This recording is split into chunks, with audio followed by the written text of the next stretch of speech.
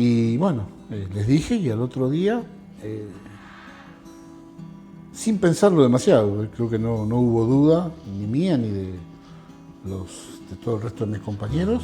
A las 6 de la mañana estaba en Palermo, a las 8 de la mañana ya estaba vestido de uniforme, a las 9 tenía el pelo corto otra vez y a las 10 estaba con fusil y armado como para salir.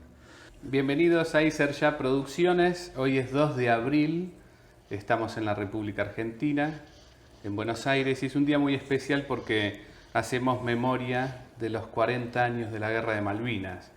Hoy hacemos memoria y homenaje de aquellos que ya están en el cielo, en la gloria de Dios, en los brazos del Dios compasivo, pero también hacemos memoria y hacemos homenaje de aquellos veteranos de guerra de Malvinas que están acá, que están en pie, que siguen batallando en esta vida. Y tenemos la oportunidad de visitar a Carlos Valleca, veterano de guerra, que yo lo conocí en 1989 porque fue mi maestro de tercer grado. Y después de 20 años nos encontramos en la parroquia San Bernardo y hemos estrechado ahí lazos de amistad con él y con su familia. Así que hoy agradecemos que nos abre las puertas de su casa. Hola Carlos, Buen gracias. día. ¿Cómo estás? No, por nada. Por invitarnos. No, acá. por nada, no. Sabemos que es una fecha especial que toca tus fibras más íntimas seguramente, y hemos pensado junto a vos algunas preguntas para que nos puedas contar de la experiencia que has vivido. ¿Cómo fue tu tránsito, tu caminar, tu correr, tu llorar, el luchar y sobrevivir durante la guerra? Y la pregunta que formulábamos también junto con esta primera es ¿cómo y cuándo comenzó este terror para vos? ¿Quién te avisó de que te ibas a la guerra? El 2 de abril fue una semana antes de la Semana Santa del 82. Viernes, creo que fue un viernes, cuando escuchamos por la radio igual que todos. Yo ya estaba de baja del servicio militar, ya había empezado a estudiar, a hacer el magisterio, el profesorado de primaria, y lo primero que yo recuerdo es que hablando con mi mamá le dije, estamos en guerra y no nos damos cuenta. Y me vuelven a llamar, el Jueves Santo yo voy a misa, y cuando llego a casa después de misa, suena el teléfono, atiendo yo y del otro lado escucho que preguntan por mí, yo le digo, él habla, y me dice, Sargento Primero Cadi, que había sido uno de mis jefes en la primera etapa del servicio militar, dice, tiene que presentarse mañana, 6 de la mañana acá. Así que fue bastante rápido todo esto, pero el tema era cómo decirlo. Mi papá había salido en enero, había tenido su tercer infarto, estaba bastante complicado de salud, y el tema era cómo decirle a ellos, a mi papá y a mi mamá, que me tenía que presentar al otro día. Bueno, nos sentamos y ahí les dije, bueno, que había recibido la llamada esta. Claro, mi casa era una casa grande, una casa chorizo, y el teléfono estaba en el fondo, así que había corrido al fondo a atender, porque suponía que en algún momento podía llegar el llamado. Y bueno, les dije, y al otro día, sin pensarlo demasiado, creo que no hubo duda, ni mía ni de todo el resto de mis compañeros. A las 6 de la mañana estaba en Palermo, a las 8 de la mañana ya estaba vestido de uniforme, a las 9 tenía el pelo corto otra vez, y a las 10 estaba con fusil y armado como para salir. Y pasamos 3 o 4 días ahí porque no teníamos todavía, la compañía nuestra no tenía todavía el destino a donde iba a ir. Y bueno, pasamos Sábado Santo y Domingo de Pascua en el cuartel. El Domingo de Pascua llegaron las familias que no entraron al cuartel, pero bueno, vino mi papá, mi mamá, estuvimos ahí hablando reja de por medio en lo que era el cuartel nuestro. Y a los pocos días, creo que el miércoles o el jueves, creo que el miércoles fue, nos subimos a los camiones y fuimos a Palomar, de Palomar a Río Gallegos. Y en Río Gallegos pasamos un día, el día completo. Dormimos en Río Gallegos en un cuartel, algunos en un cuartel, otros en la cárcel de Río Gallegos. Y al otro día empezaron a embarcar, empezaron a ir los camiones para el aeropuerto de Río Gallegos, porque ahí sí llegamos a Malvinas. Y mi avión, en el cual yo viajé, un Fokker, un avión más chico, nosotros viajamos con todos los equipos de comunicaciones de la compañía, y seríamos unos 20 soldados con un oficial, nuestro jefe, un teniente primero, y algunos suboficiales. Viajamos en el Fokker a Puerto Argentino. Habremos llegado, para nosotros fue noche cerrada, pero serían las 6 de la tarde, 7 no más. Y ahí llegamos al aeropuerto, nos dijimos, hacemos noche en el aeropuerto, así que hubo que armar las carpas, que eran de 2 personas, y dormimos con un compañero, Ignacio, que es el único muerto en nuestra compañía, así que pasamos la primera noche juntos, calentando la carpa con una vela que él tenía dentro de la bolsa de rancho. La bolsa de rancho es la bolsa donde se lleva el plato, los cubiertos, el jarro y algunas cosas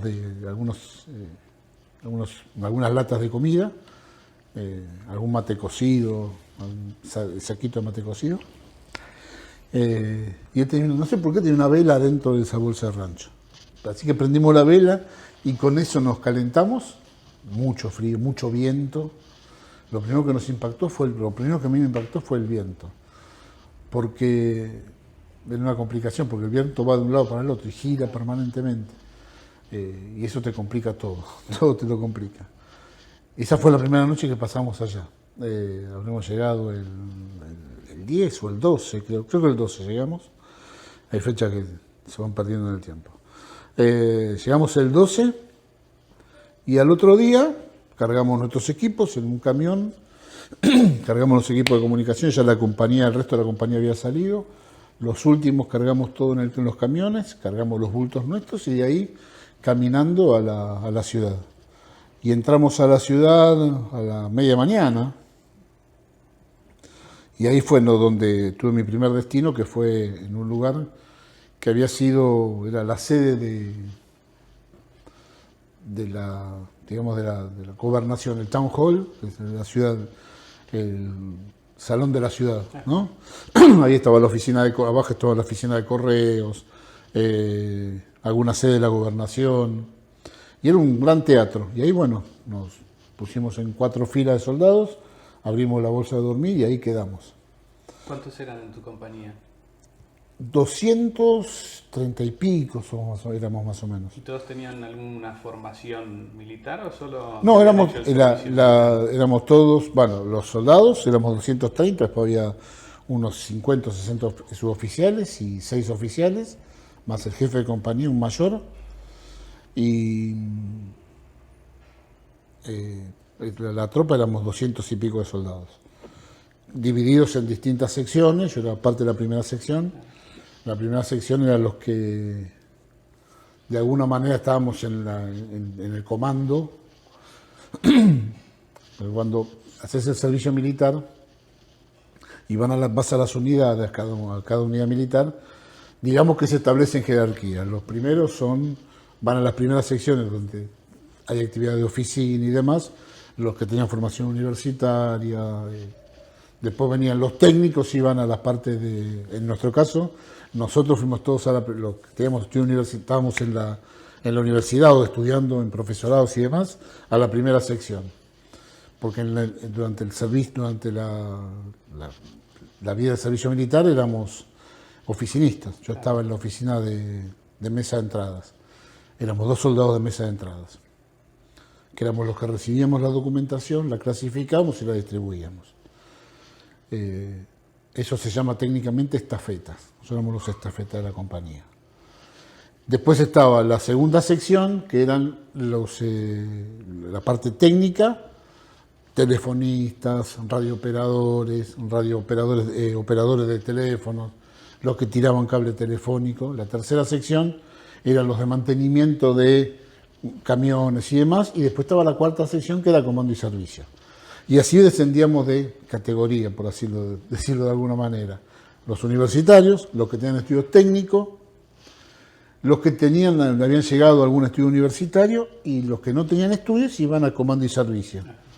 Comando y servicio eran los albañiles, los que pintaban, los que hacían todo trabajo manual. Claro. Y en la primera sección estábamos divididos en dos grupos. Uno los que estábamos en la mayoría y los otros en la jefatura de operaciones. Todo eso bajo el comando, el que mandaba esa sección era un teniente primero, un caballerazo, un tipo bárbaro, era el jefe de nuestra primera sección. Operaciones e inteligencia era la primera sección. Al ser una compañía de comunicaciones la nuestra, todo ese trabajo se considera de inteligencia, porque eran los que manejamos mucho caudal de información, más allá de la interpretación o no, nosotros soldados no hacíamos eso, pero estábamos preparados teóricamente preparados como para enviar mensajes y demás, y bueno, éramos los que clasificábamos eso. Entonces manejábamos mucha información. Por eso nos utilizaban a nosotros como los que tenían algún tipo de formación y pudiéramos ser capaces de leer algún documento. Así que bueno, cuando llegamos allá nos instalamos en el Town Hall y empezamos con alguna tarea de defensa. Armar los pozos para algún posible ataque aéreo porque la guerra se venía. Eso fue lo que hicimos hasta el 1 de mayo, que es cuando empieza ese primer ataque. Y después de ahí a mí me trasladan. Yo después me fui de ahí a otro lugar donde el 1 de mayo fue el primer ataque. Yo estaba de guardia afuera. Estuve de guardia hasta las 2 de la mañana. A las 2 de la mañana viene mi relevo y me voy a dormir. Me acuesto vestido. Claro. Lo único que me saco es el correaje, el cinturón con los portacargadores y la munición, las balas. Dejo fusil y casco al lado y la bolsa de rancho en un costado. Y a las 4 menos cuarto empieza el primer ataque, empezó el primer bombardeo. Que nosotros ya habíamos hecho algún tipo de ensayo, además de cómo salir del teatro para ir a los pozos. Claro. Dos filas de soldados salían por adelante y 2 filas por atrás. A mí me tocó salir por la parte delantera del Town Hall. Salíamos, bajamos 2 escaleras, había que salir del teatro y después, bueno, otra serie de cosas. Bueno, 4 menos cuarto de la mañana empieza a sonar nos despertamos por las bombas y empieza a sonar un pito adentro del Town Hall que indicaba que había que salir. Entonces, bueno, abrocharse el correaje, ponerse el casco, el fusil, agarrar la bolsa de rancho que tenía el poncho impermeable y una frazada. Y con eso salía del pozo. Entonces salíamos de ahí y la orden era salir del Town Hall, tirarse contra la pared, cargar el fusil, poner el fusil en seguro y a la orden correr al pozo. ¿Te da tiempo de pensar? No.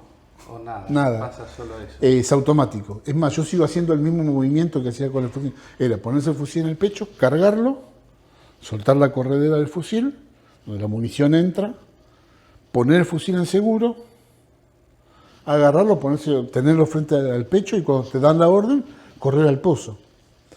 No pensás, en eso no se piensa. Empezás a pensar después. Claro. Lo que yo recuerdo de eso es haber salido, haberme tirado contra la pared y después verme dentro del pozo. No recuerdo el trayecto. Es más, cuando yo pensé que había corrido un montón de metros y en realidad estaba a 20 metros donde estaba yo, donde estaba la salida. El pozo era 20 metros, no era más. Y siempre tuve la impresión de que era muchísimo más la distancia. Sino ese tramo del correr nunca no lo recuerdo. Realmente no lo recuerdo.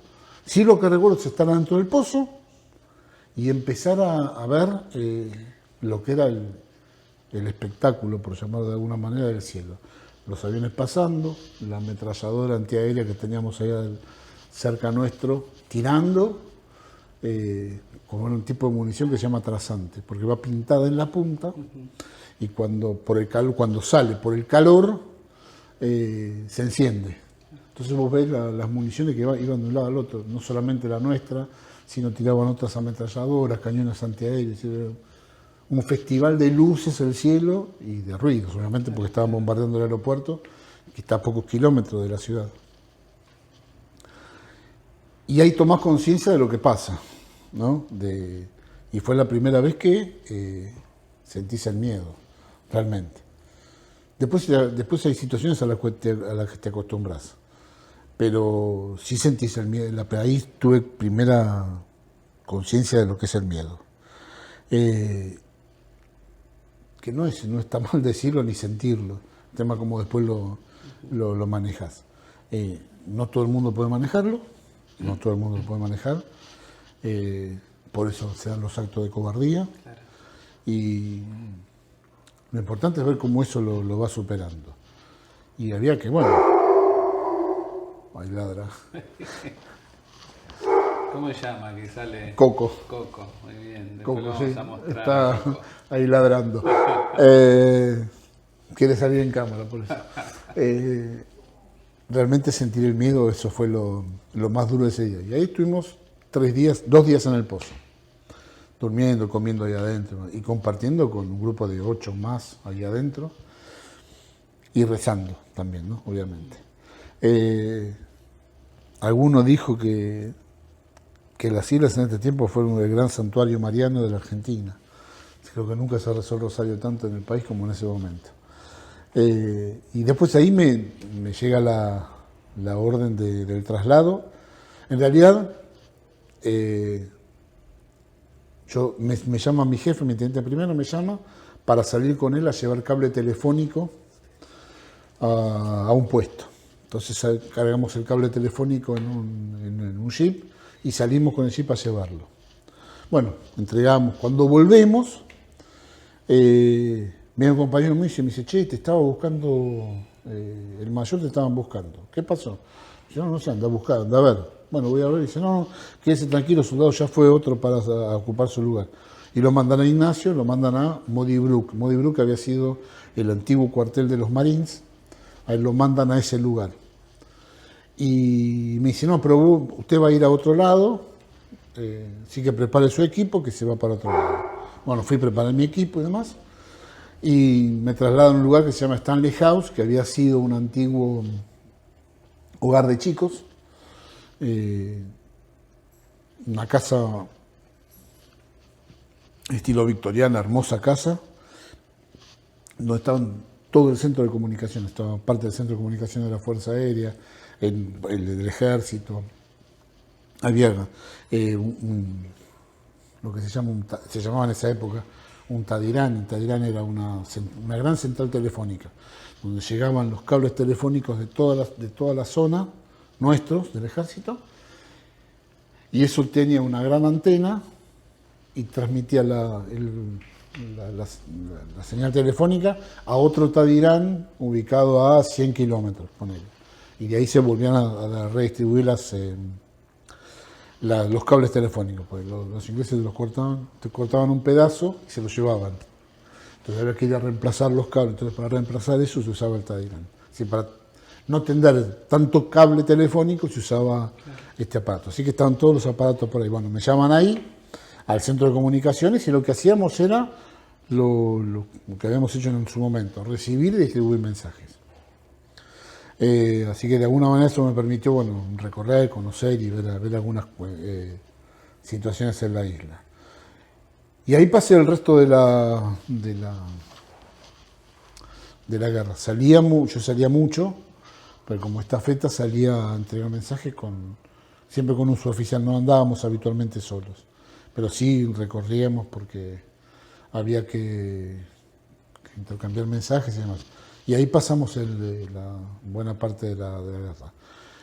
Hacíamos turno de 24 horas en la central, teníamos una radio al lado, una central telefónica, una central telefónica, la oficina nuestra, y después había 2 oficinas más.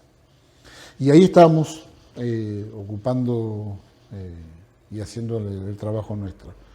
Los muchachos telefonistas laburando ahí, manejando como se ve en las películas antiguas, esto de comunicar y de enchufar en una central grande, tenés todas las botoneras y ahí vas enchufando a quién comunicabas con quién. No se mantienen permanentemente el teléfono como el nuestro, como funcionaba el teléfono antiguo, el teléfono de línea, sino que el teléfono usaba el viejo sistema de darle carga. Si llevaba un aparato grande, se le daba carga y ahí cuando vos levantabas se prendía la luz en la central telefónica de dónde venía el llamado. Entonces vos enchufabas, el telefonista preguntaba con quién quería comunicarse y el telefonista te comunicaba. Esa es la labor que hacía permanentemente el telefonista. Así que estábamos con ellos y distribuyendo.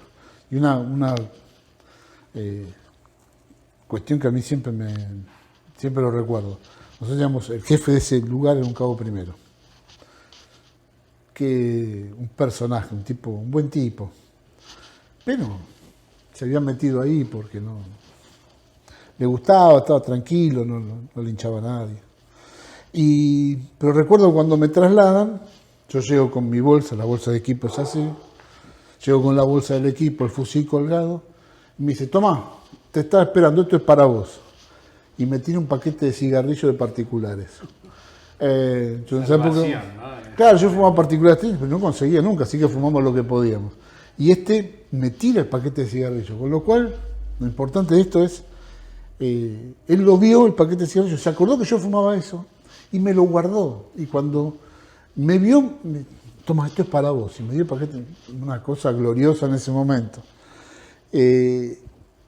Bueno, a partir de ahí empezamos a hacer lo que teníamos que hacer. A veces uno dice, bueno, pero sobre todo cuando uno, por el trabajo de la escuela, te preguntan, bueno, los chicos sobre todo, los chicos tienen la imagen de él, de que la guerra es solamente el tipo que está en el frente permanente. Pero hay un montón de otras circunstancias que van haciendo. Los comunicantes son... Claro. Los últimos que dejamos de combatir fueron los comunicantes, porque nosotros cortamos la comunicación, todo tipo de comunicación, el 14 de junio a la noche. Claro. Hasta ese momento, que fue cuando se dio la orden del retiro y la rendición, de dejar de combatir. Pero hubo comunicantes que siguieron prendidos a la radio todo el día. Claro. Es decir, los últimos que dejaron de combatir fueron los comunicantes. Y después hasta el personal de cocina. Pobres tipos, la falta de previsión de algunas mentes que pensaron esto, llevaron cocinas de campaña. Las cocinas de campaña del ejército son, qué sé yo, como de 4 metros o 3 metros de ancho, tiene una gran olla en el medio y son a leña. Si vos encontrás un árbol en Malvinas, sos Gardel, no hay árboles, no había leña. Entonces no quedó una cerca, no quedó la cerca de madera, no quedaron, porque eso es a leña. Y bueno, después hubo que algún genio, algún tipo dijo, no, había garrafas de gas, bueno, hagámoslas con gas, y algún tipo armó algo, pero en realidad, aparte son muy pesadas, el terreno de Malvinas es un terreno muy blando, la turba es muy blanda, y las cocinas se hundían, entonces no se podían trasladar, salvo los lugares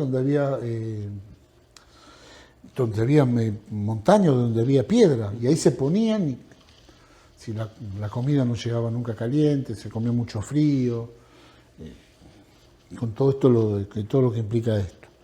Y había que alimentar casi 9.000 o 10.000 personas. Y bueno, era comer lo que se pueda, y cómo se pueda, y cuándo se pueda. Hace un ratito mencionabas a Ignacio, sí. ¿A dónde lo enviaron y cómo murió él? Porque Ignacio fue a un lugar que ibas a ir vos. Que tendría que haber ido yo con él, o tendríamos que haber estado quizás combatiendo juntos ahí.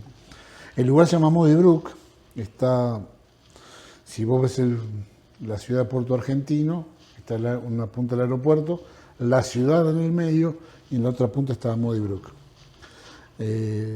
Ahí lo mandan a Muddy Brook y hacía prácticamente cumplía la misma función que yo.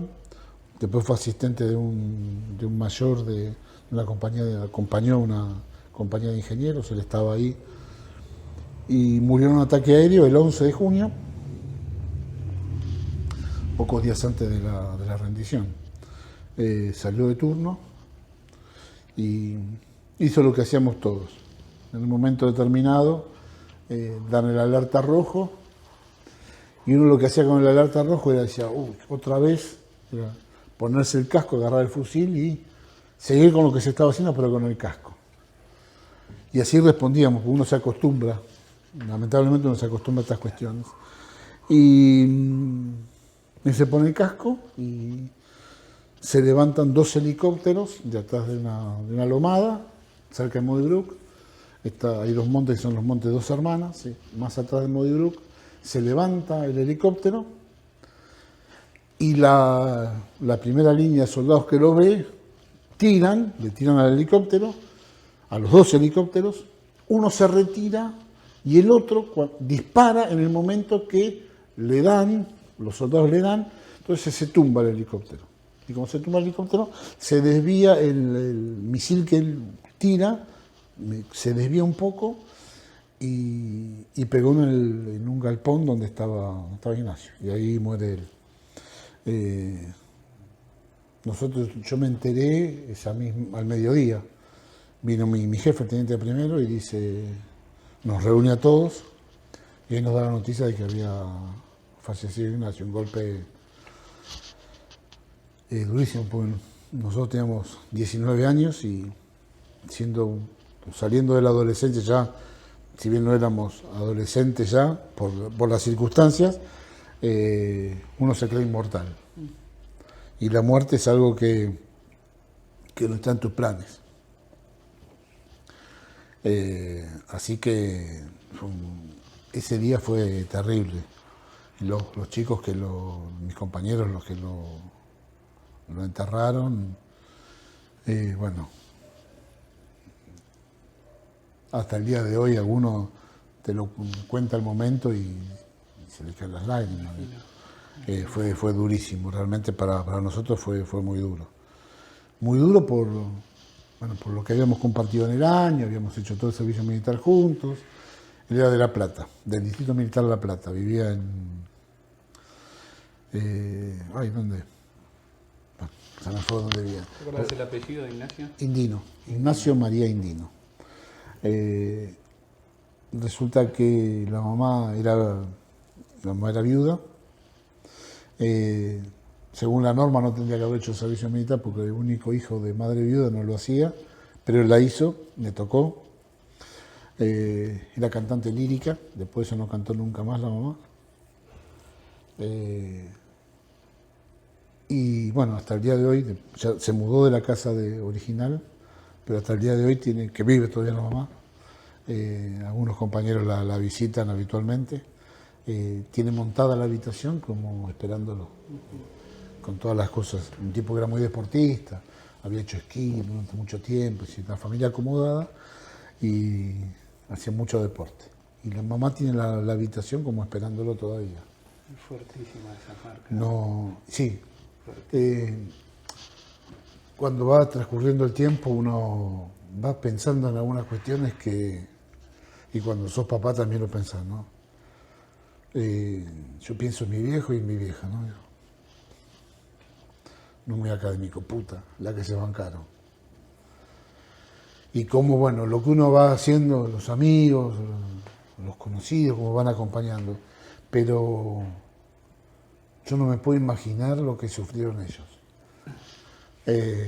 Algunos me contaban después que si alguno de los dos tenía ganas de llorar, se escondían. Así que para ellos fue muy, muy, muy complicado. Para ellos y para ellos y para todos los padres y demás. Yo son dolores que uno no puede, creo que no se pueden entender. Sí. Y que lo que los acompaña es una esperanza que no es solamente humana, sino que va más allá de lo humano, ¿no? Que es la esperanza de la fe. Pero hay que vivirlo, Sí, sí. hay que vivirlo eso. Carlos, sé que sos un hombre de mucha fe y te queríamos preguntar quién fue tu amigo fiel, el rostro de Dios durante tu estadía en la isla, ese que de quien pudiste aferrarte sabiendo que hay un papá compasivo en el cielo.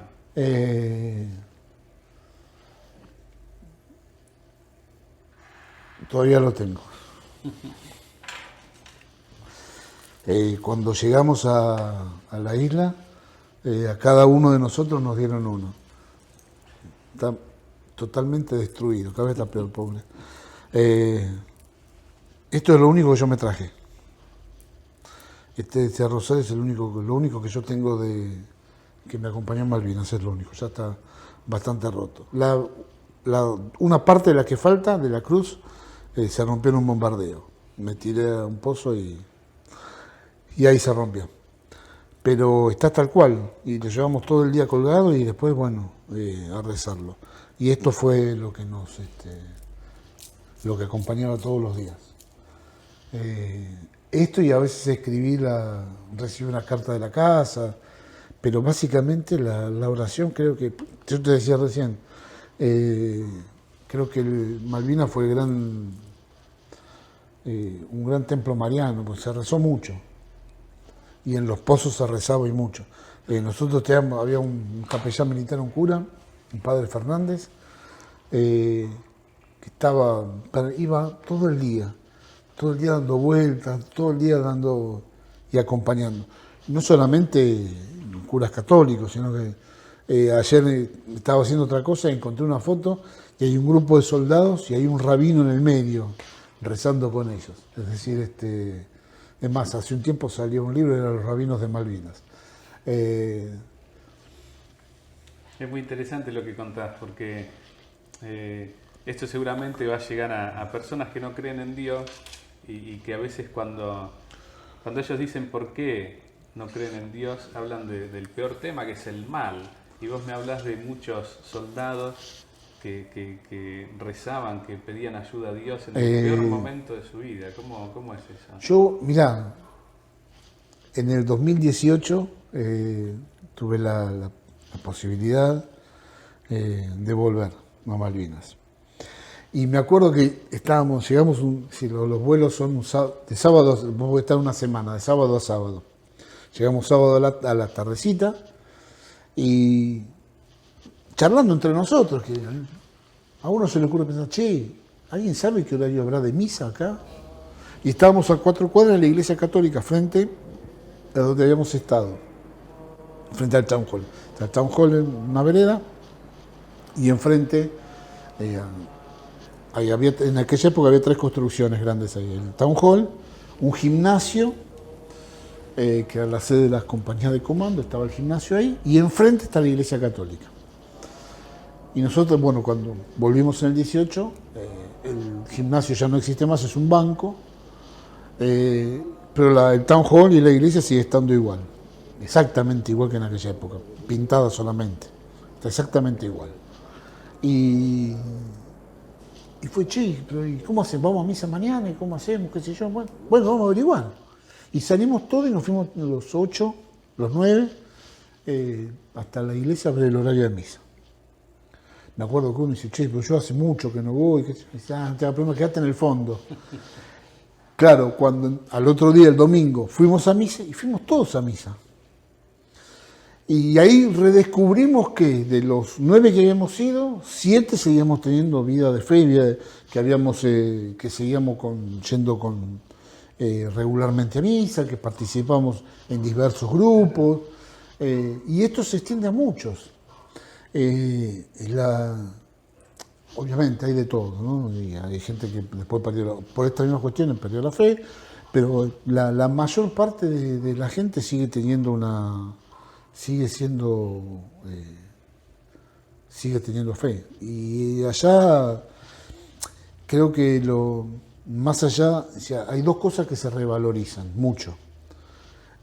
Por un lado, el compañerismo que supera la amistad, que supera la cotidianidad de la amistad, hay algo que es distintivo. Una anécdota, resulta que una vez ya estábamos casados con Ale y estábamos en San Bernardo. Entonces salíamos a caminar por la playa y un día estábamos caminando por la playa y yo tenía un compañero era enorme, grandote, enorme. Y lo veo que viene caminando de frente, nos vemos, nos saludamos, que yo le presento a Ale, qué sé yo, qué sé cuánto. Charlan, bueno, sí, que como siempre decís, bueno, nos vemos. Y seguimos caminando por la playa. Y Ale me dice, compañero tuyo en Malvinas. Digo, sí, no te dije nada. Me dice, no te hagas problema, se nota. ¿Cómo que se nota? Me dice, sí, cuando vos te encontrás con algún compañero de Malvinas, como se saludan, se nota. Hay algo, y es, no sé cómo calificarlo, pero de alguna manera hay una realidad que supera la amistad, porque no nos vemos con frecuencia. Claro. Pero cuando nos vemos es como si nos hubiéramos visto hace 10 minutos. Hace un rato que estuvimos juntos y vos capaz que te ves después de 2 años, 1 año, y te encontrás y como si nada, como si la vida no hubiera pasado y volviese a compartir exactamente lo mismo. Es un sentimiento que creo que supera hasta el de la amistad, algo muy profundo porque vos le estás confiando tu vida al otro. Le estás diciendo al otro que está cerca tuyo, mira, mi vida depende de vos también, así que yo voy a hacer todo lo posible por salvarme. Pero vos me tenés que ayudar y vos vas a ayudar a otros. En distintas circunstancias, si hay alguna cuestión, metete acá adentro, no te hagas problema. Me acuerdo que cuando el 1 de mayo cada uno tenía su pozo. Y algunos llegaban y decían, no, este no es mi pozo. Bueno, quédate acá, no te vayas. ¿A dónde te vas a ir? Después te vas al tuyo, cuando puedas te vas. Pero hay que compartir eso, supera ampliamente el tema de la amistad. Y este sentimiento también se apoya en esto de algo trascendente. Lo trascendente, la visión de la trascendencia es lo que nos hace de alguna manera superar, sobrevivir y superar circunstancias que de otra manera no la puedes hacer. Más allá de los recursos materiales hay una cuestión que es superadora, que es la fe, que es lo único que por lo menos es lo que pienso, ¿no? Que es lo que nos ha permitido sobrevivir en más de una circunstancia.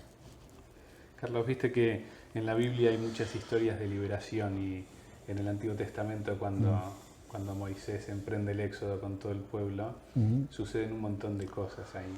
¿Cómo fue el éxodo de la isla? ¿Cómo te tocó salir de ahí? ¿Estuviste prisionero? ¿Cómo Nosotros, se enteran que termina esto? Si es que termina, ¿no? Porque a veces no termina nunca la guerra. Nosotros ya obviamente veíamos que la situación no se definía, o se definía, mejor dicho, no se definía a favor nuestro, pero que el avance británico era muy constante. Y el avance se daba más allá de todo, además por la cuestión de la potencia militar británica, sobre todo por algunas cuestiones de incapacidad de algunos conductores, ¿no?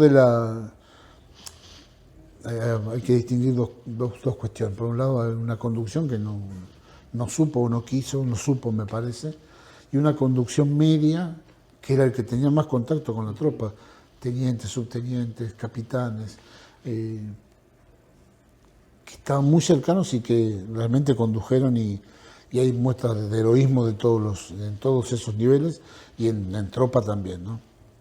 Hay muchos relatos de acciones heroicas, de cubrir a alguien, la retirada de otros y ofrecerse para seguir, de soldados que terminaron con las manos ensangrentadas por usar una ametralladora y demás. Hay un montón de relatos. Y nosotros sabíamos que se estaba en conversaciones y que había una definición por la información que llegaba, y la definición, nosotros nos enteramos que ya estábamos por rendirnos el 14 muy temprano de la mañana. Ya estábamos, ninguno se había ido a dormir y estábamos todos despiertos. Y el 14 de la mañana nos dieron la orden de destruir los equipos, libros de claves y todos los equipos de comunicaciones. Y me acuerdo que el telefonista con un hacha, rompiendo la central telefónica, lloraba, se le caían las lágrimas rompiendo la central telefónica. Bueno, destruimos todo, quemamos todo y más de uno, bueno, inutilizar fusiles, porque sabíamos que teníamos que entregarlo, bueno, pero de alguna manera inutilizarlo, si no lo vas a usar, esto no te va a servir para nada. Que era una medida de alguna manera de protesta frente a lo que estaba pasando. Y el 14 nos dan al mediodía, nos dan la orden de abandonar el puesto. Los ingleses que vinieron, se ve que hacía unos cuantos días que no habían combatido, porque tenían los borceguíes brillantes, impecables como entraban. Bueno, nos dan la orden de volver y volvemos al Town Hall y ahí nos quedamos. Y después de ahí mismo, caminando al aeropuerto. Entregamos fusiles, entregamos la munición, tiramos los cascos y ahí volvimos al aeropuerto. En el aeropuerto estuvimos 2 o 3 días y volvemos a la ciudad. Mi grupo, mi compañía fue de una de las últimas en salir. Salimos el 20 de junio, subimos al Almirante Irizar.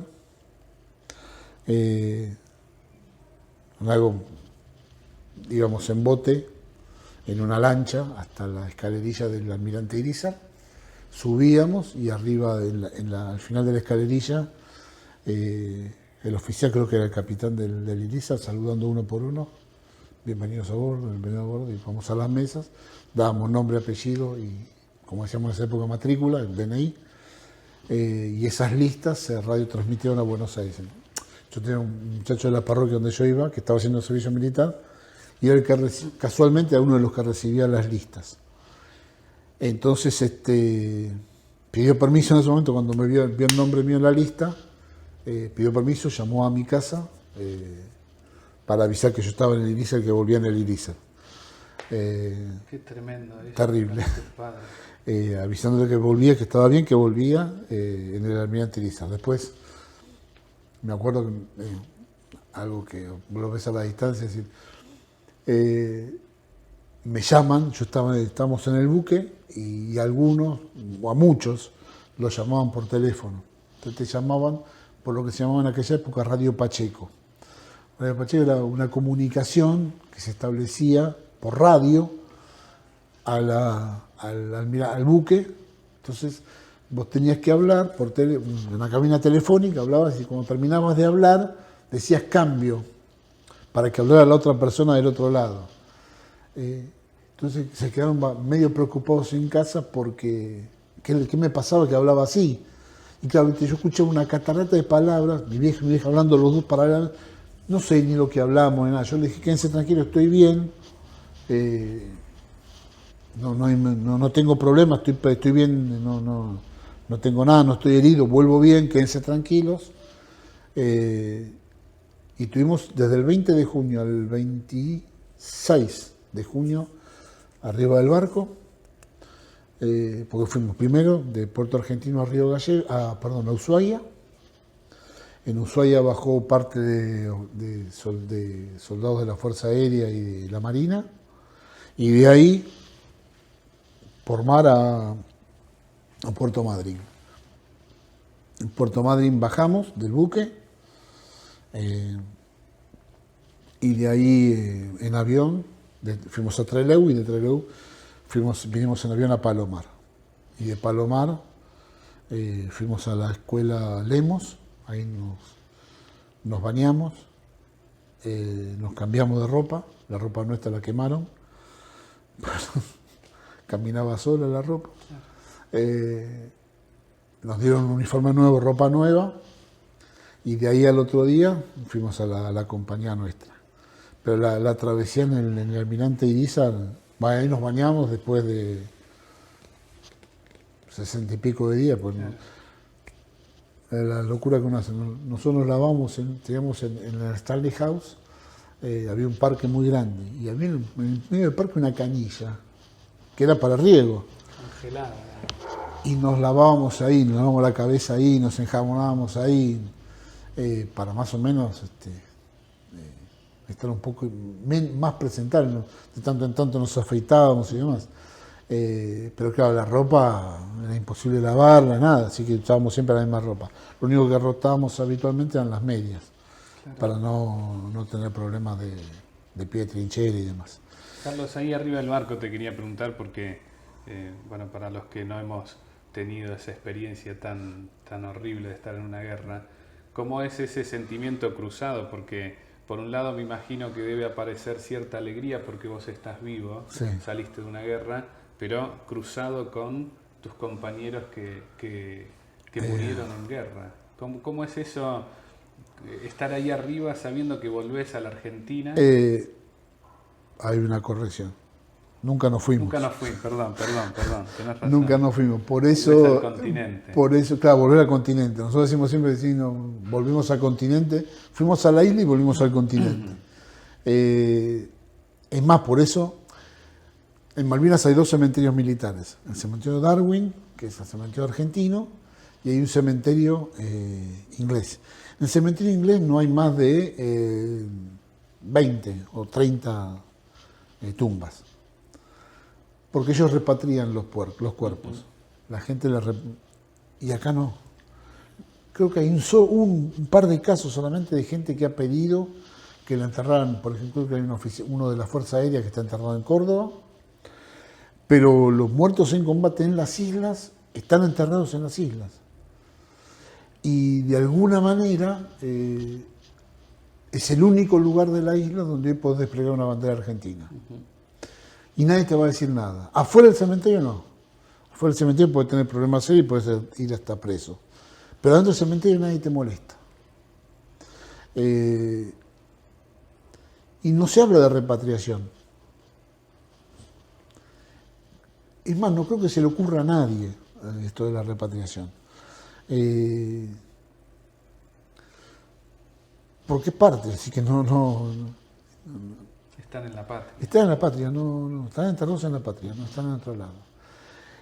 Y el volver, de alguna manera, es intentar empezar a reconstruir lo que la vida que uno tenía. Si ninguno de nosotros, por lo menos a nivel de soldados, no éramos militares profesionales, sino que cumplíamos un deber constitucional. Esto es de armarse en defensa de la patria, como dice la Constitución. Y además cumplir con algo que yo, de mi compañía, creo que no se presentaron 4 o 5 personas. Si alguno llegó tarde, por una circunstancia. Algunos, por ejemplo, tenía un compañero que se había ido a vivir era de Salta, estaba circunstancialmente estudiando en Buenos Aires, y cuando terminó el servicio militar se volvió a Salta. Por eso no vino. Pero el resto, creo que son muy pocos los que no se presentaron. Y tardaron algunos un par de días en morir, pero yo creo que la duda de no me presento, me escapo, me hago desertor, en muy pocos existió. No sé si no había conciencia de lo que podía pasar o no sabíamos lo que podía pasar. Pero creo que nadie dudó. Y se hizo lo que creo que había que hacer. Claro. No pasó por otro lado. Y el hecho de volver era como de alguna manera decir, bueno, esto se terminó y empezar de alguna manera, como método de defensa, empezar a olvidar algunas cosas. Yo durante muchos años no hablé nada del tema. Muchos años no hablé del tema. Después recién empecé a hablar de diversas cuestiones. Ale me escuchó mucho tiempo después escuchar hablar del tema. Mis amigos a veces nunca no me han escuchado y algunos te dicen, no, yo no quiero preguntar por si te hace mal. Yo creo que ha sido terapéutico esto de hablarlo. Me evitó años de psicólogo y de pagarle a otro. Hablé gratis siempre, nunca se cobró por esto, por hacerlo. Pero fue terapéutico hablarlo. Muchos compañeros no, hay otros compañeros míos que nunca han hablado del tema, que no han, que en los lugares donde están ni se sabe que son veteranos de guerra y han pasado su vida sin comentarlo, sin nada, o comentándolo en un círculo muy íntimo, muy cerrado, y no lo han dicho. Si cada uno creo que lo vive y lo procesa como puede. Hay otros que no. Las víctimas y hay víctimas realmente de la posguerra, son básicamente los que se han suicidado por inacción, de un Estado ineficiente que nunca realmente atendió lo que debía atender, que era la salud de gente, esta gente, de montones de compañeros. Porque no todos tuvimos la gracia, alguno puede hablar de la suerte, yo creo que es la gracia, de tener a alguien que te contenga. En primer lugar, la familia. Cuando volvimos, entramos por la puerta de atrás a Buenos Aires. Yo tengo una imagen grabada. Nosotros llegamos a la Lemos ese día, el sábado. Llegamos a la Lemos, nos fuimos a bañar, nos cambiamos, cenamos y hubo análisis médico, una revisión de salud. Pasamos por la gente de inteligencia donde se dijeron una serie de cosas que no podíamos hablar de algunas cuestiones. Y al otro día, el domingo a la mañana, nos subimos a los micros del Río de la Plata para venir desde la Lemos a la compañía nuestra. Sale el micro de la Lemos, volvimos por, no me acuerdo el camino que sigue, pero entramos por atrás, pasamos por el hipódromo, cruzamos Libertador para pasar por el camino del hipódromo, el campo argentino de polo, doblar a la izquierda y ir a la compañía nuestra que estaba en Bullrich y Cerviño. Un domingo a la mañana en Buenos Aires generalmente no hay nadie. Pero yo recuerdo que estábamos cruzando desde el hipódromo al campo de polo y había un Peugeot 504 blanco parado, era el único auto. Entonces nosotros empezaron a pasar los micros, 5 o 6 micros seríamos, y hasta que este que estaba en el auto se da cuenta de quiénes éramos, se baja y era el único tipo, solo gritando, saludando en el medio de la Avenida Libertador. Ese fue el recibimiento de Buenos Aires. Después en particular sí, se dieron cosas espectaculares. Donde yo, en mi casa, en la esquina, en diagonal había un kiosco. Y yo habitualmente fumaba unos cigarrillos, además fumaba particulares. Este kiosquero vendía unos cigarrillos que no eran muy conocidos, llevaban Reval, eran negros. Y cuando me ve llegar el tipo, sale corriendo el kiosco y me trae un cartón de Reval y dice, toma, esto es para vos. Pero en realidad, ¿viste? Pasamos desapercibidos. Llegamos el domingo a la mañana, nos cambiamos la ropa civil que teníamos, que habíamos dejado cuando nos habíamos ido. Y bueno, fuimos con mi familia. A mí me había ido a buscar mi papá, mi mamá, creo que alguna prima mía había ido, y un amigo del barrio. Que después de muchos años apareció una foto de vuelta, que es una foto del micro, y yo estoy medio con la cabeza saliendo, después te la paso, saliendo del micro. Y ahí estaba la gente adentro de la compañía nuestra, ¿viste? Esperándonos, nos reunimos, nos dicen que nos vayamos a cambiar, nos cambiamos y nos fuimos, y tenemos que volver 2 o 3 días después por el tema del documento y ver algunas cuestiones. Pero ahorita entramos sin que nos viera nadie, porque había que escondernos. Sí, sí. Porque a veces somos medio... se dan estas cuestiones, salimos a festejar algunas cuestiones y después de esas cosas no se hablan, como si eso no existiera. Y en realidad durante mucho tiempo se escondió a mucha gente. Esto se tapó, no hubo reacción, no hubo acción médica, Recién años después se armó un servicio en el ejército para atender veteranos de guerra, por síndrome de posguerra y demás, pero una cantidad de años, una cantidad de suicidios impresionante, gente que la destruyó el alcohol. Y en todos los casos yo creo que hay una constante, por lo menos lo que yo fui viendo a lo largo del tiempo. Hubo dos o tres cosas que nos permitieron salir. La familia, una familia que te contenía, el haber tenido estudios, porque los que teníamos estudios no tuvimos serios problemas, más allá de un psicólogo que alguno habrá visitado en algún momento, y la fe y los amigos. Son estas 4 cosas las que de alguna manera nos dieron la contención que en ese momento se necesitaba. Los pibes que no tenían familia contenedora y terminaron en cualquiera. Yo tengo un compañero que hoy es suboficial del ejército, todavía sigue en actividad, no se quiere ir. Y dice, yo volví al ejército porque esto me daba contención a mí.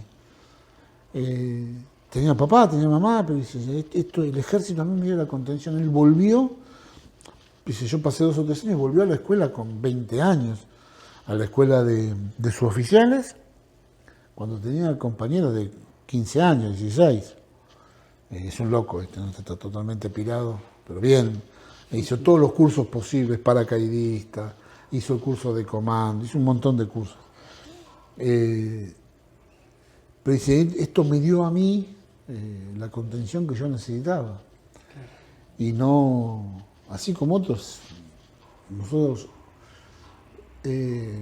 compañeros fallecidos, y no sé cuántos eran, sino como 15 por lo menos, y muchos de ellos, algunos por enfermedades, pero muchos, viste, mal por el alcohol, y bueno, y la droga ni te cuento.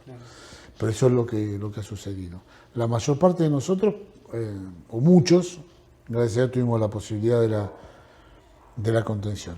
Pero estábamos acá en Buenos Aires. Claro. Los del interior la han pasado muy mal. Los pibes del interior, correntinos, chaqueños, sobre todo, la han pasado muy mal. Muy mal. Carlos, hasta hoy en día la siguen pasando mal. ¿Recordás la llegada a tu casa? El abrazo con tus papás. Ese recibimiento. Mira, yo tenía un compañero que era boxeador. Y en Malvinas descubrió que tenía fiebre reumática. Por la humedad, un buen día se empezó a quedar duro. Y hubo que trasladarlo de vuelta al continente. Estuvo mucho tiempo internado en el hospital militar, primero en Campo de Mayo y después acá en Palermo. Y cuando estoy llegando a mi casa, lo veo salir, que venía con las muletas, me había ido a buscar, me había ido a recibir a casa. Tengo la imagen de él saliendo de casa para recibirme. Y viste, era empezar a armar algunas cosas nuevamente, viste, ponete pullover que hace frío. Yo venía de 4 grados, 5 grados bajo cero, me ponía pullover para no pelearme.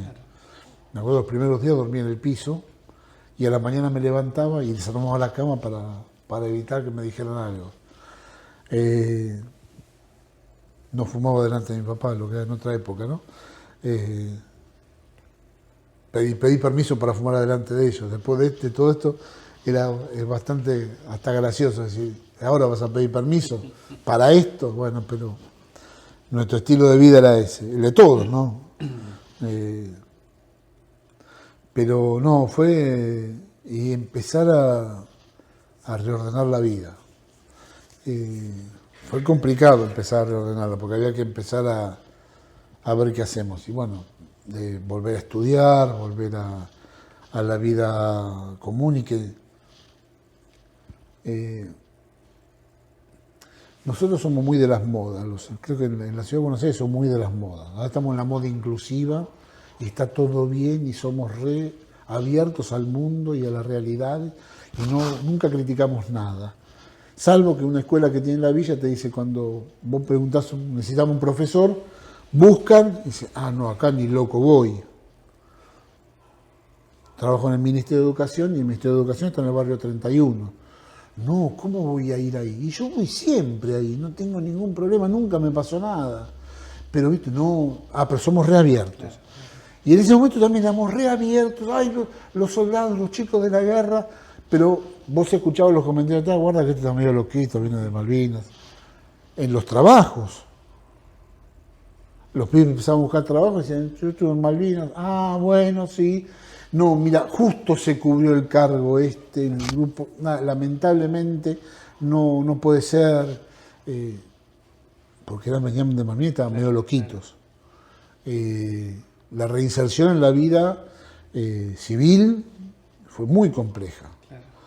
Porque estábamos locos, estábamos todos locos. Entonces era muy complicado. Y esto abonado por otras cuestiones, circunstancias políticas, sociales y demás. Pero fue difícil la reinserción. En lo personal a mí no se me complicó, yo volví a estudiar, pero vos sabías que pasaba todo esto. Muchos compañeros, yo conseguí trabajo al poco tiempo, en agosto empecé a trabajar como preceptor en un colegio, pero para muchos fue muy difícil reinsertarse en la vida. Y a los que más les costó fueron aquellos que tenían menos. Claro.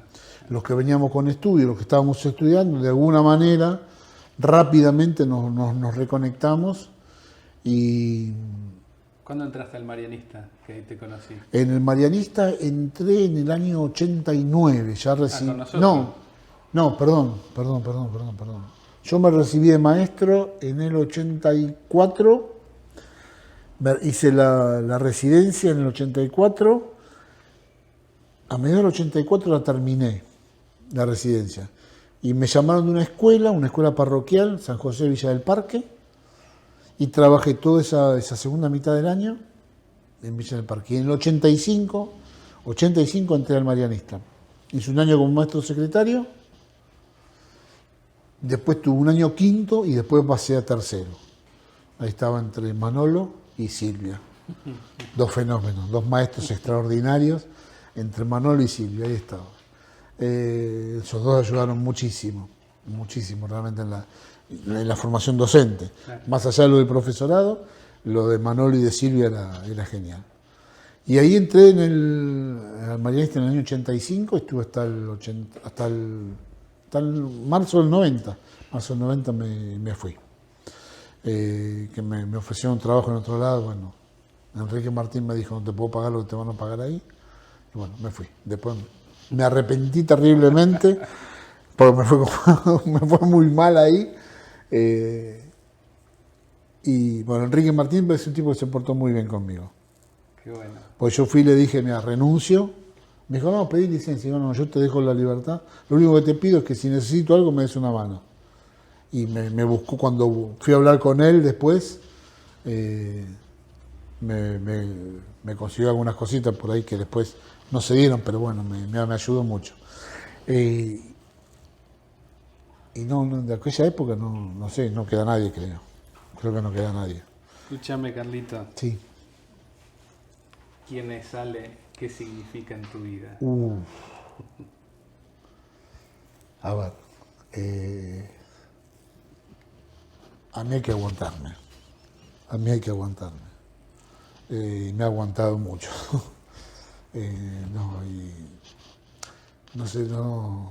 Llevamos juntos, nos pusimos de novio en el 85. Tuvimos 4 años de novios y nos casamos en agosto del 89. Así que llevamos este año cumplimos 33 años de casados. Y me ha aguantado. Yo no podía haber hecho nada sin ella al lado. Hice el profesorado, me aguantó el profesorado, me aguantó, era la bronca del colegio cuando venía, ya en los últimos años donde no estábamos bien. Y hemos pasado, del día que nos casamos, me acuerdo que terminó la fiesta, que fue muy, muy chiquita, y terminamos tomando algo en la cocina. No teníamos ni dónde sentarnos, nos sentamos en 2 cajones de soda que había. 2 cajones de soda de madera, ahí nos sentamos y ahí comimos unos sanguchitos antes de ir a dormir. Así pasamos esta noche de bodas ahí, comiendo sentado en 2 cajones de soda. Y desde ahí, bueno, construir juntos una familia. Ella se sostiene, sin duda. Sin ella no se podía haber hecho nada. Ha sido,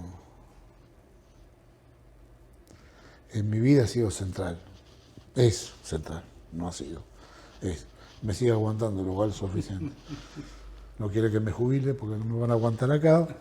Soy insoportable trabajando y si me jubilo voy a ser más insoportable. No, pero es fundamental. No sé cómo, qué palabras usar, pero es clave. Y han hecho y hacen una familia hermosa con tus hijos. Conozco chicos también a sobrinos tuyos, una familia muy hermosa. Sí, se ha construido. Nosotros trabajamos en la parroquia teníamos un cura, padre Javier, falleció hace un par de años atrás, y él decía siempre que lo importante era construir comunidad. Y él tenía una forma muy, muy particular de contactarse.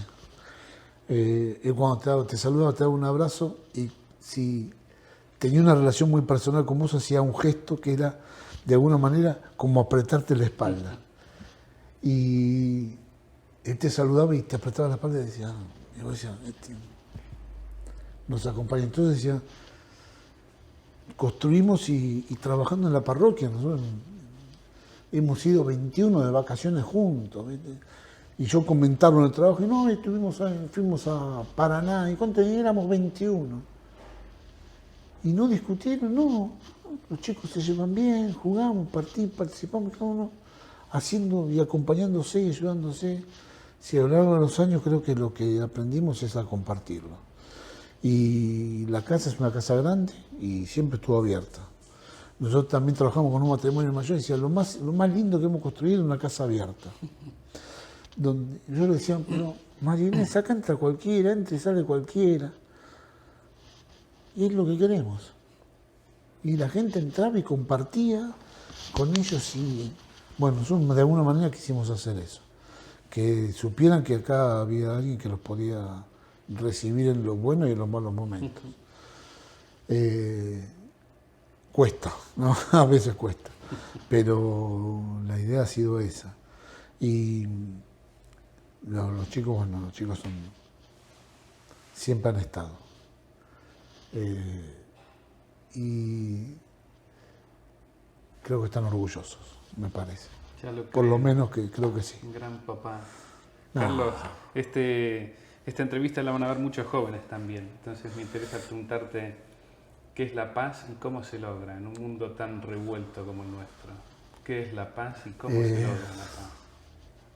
Lo primero que te surge es una definición teórica. San Agustín decía que la paz es la tranquilidad en el orden. Y lo fundamental es cómo estás vos adentro. Tener una vida espiritual construida en el tiempo y donde uno va acomodando de a poco las cuestiones diversas y poniendo las cosas en su lugar, dándole realmente importancia a lo que tiene importancia y dejando a veces de lado aquellas cosas que no sirven o que de alguna manera te hacen mal a vos y a otros. Los odios, los rencores, lo único que generan es podredumbre. Entonces hay que poner las cosas en su lugar. A lo largo de la vida ha aparecido gente, ha desaparecido gente de la vida cotidiana por distintas cuestiones. Y nos hemos ido alejando por empezar a ver la vida de manera diferente. Recuerdo, nosotros éramos un grupo en el secundario, éramos 4 o 5 muy unidos. Y a lo largo del tiempo las cosas fueron decantando para otro lado.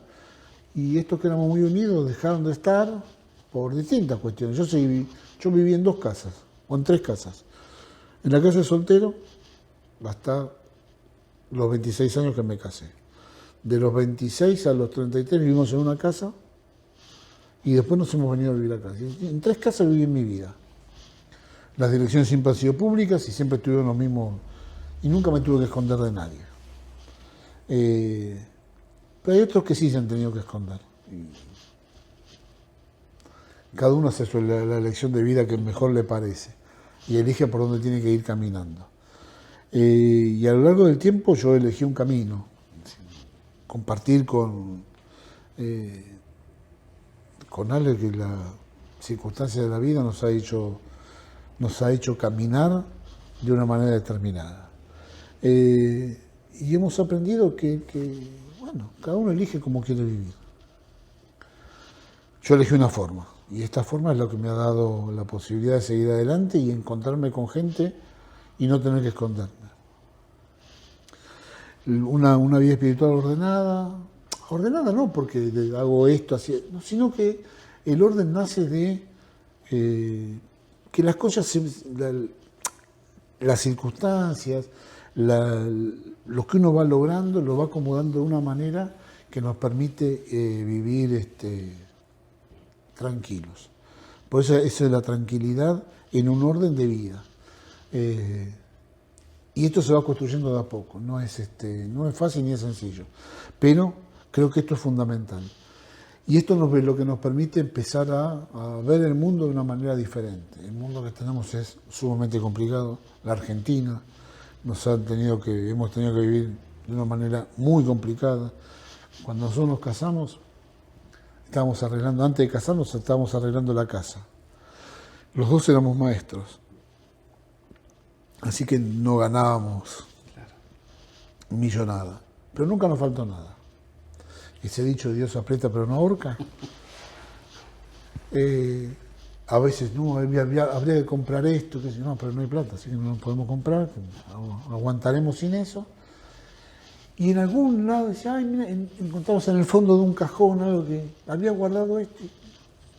Nunca faltó para poder vivir, jamás. Hubo que privarse de cosas, hubo que elegir, pero nunca faltó nada. Dios siempre apareció con su mano generosa para acompañarnos. Así llegaron los chicos, cuando Dios quiso que llegaran.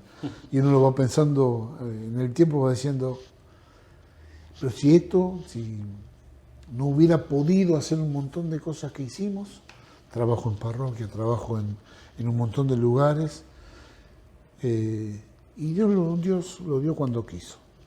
Entonces a veces cuesta, uno se desespera y a veces se enoja, pero en nuestra vida Dios ha siempre estado muy presente, Dios y la Virgencita, siempre han estado.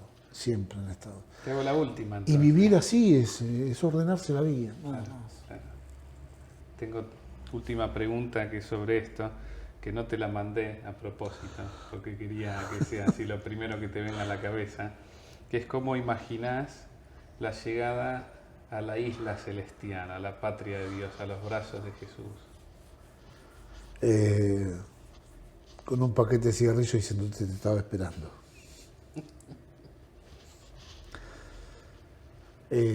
Sí.